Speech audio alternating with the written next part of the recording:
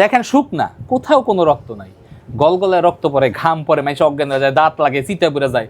বিভিন্ন laser centre থেকে কাস্টমারের কমপ্লেন আছে, ভাই কাজ করতে অজ্ঞান হয়ে গেছি। তো অজ্ঞান হবে না, চোখের সামনে দিয়ে গলগলায় রক্ত বলে তো অজ্ঞান হবে নি, প্রেশার ফল্ট করবে না?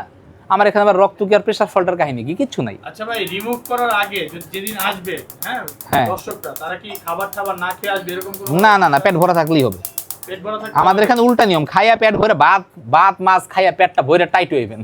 আচ্ছা, বিভিন্ন লেজার সেন্টারে দেখি যে আগে পেট খালি রাখতে হয় কয়, পেট খালি রাখতে আমার কাছে এটা অবাক লাগে, এটা কি কইলো? পেট খালি রাখলে তো শক্তি পাবো না, পেটে ভর্তি ভাত থাকতে হবে, টাইট হইবেন। বাগিনা কই ভাই, ওনার হাতে তো ব্যাস লাইট, কোনো কারেন্টের শর্ট খাবে না? না, এগুলো মনে করেন যে যেগুলো লোকাল মোকাল সেগুলোর সমস্যা। যেমন আপনি বিভিন্ন লেজার সেন্টারের ভিডিও বুস্ট করে দেখবেন, আমার নিয়ে কথা বলার আছে। আপাতত থাকুক। দেখেন ভাই, আমাদেরকে একটু দেখেন দেখেন, ট্রিটমেন্টটা একটু দেখেন ট্রিটমেন্টটা।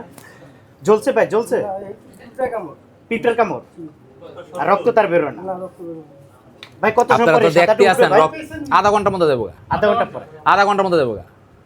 আমার একটা কথা শুনেন, বিভিন্ন লেজার সেন্টার বুস্ট করে ভিডিওতে আমার নিয়ে কথা কয়, ওই যে একজন আছে না, ওনার শরীরে ট্যাটু, ওনার কিন্তু ওখান থেকে করলে ট্যাটু হবে না উঠানো।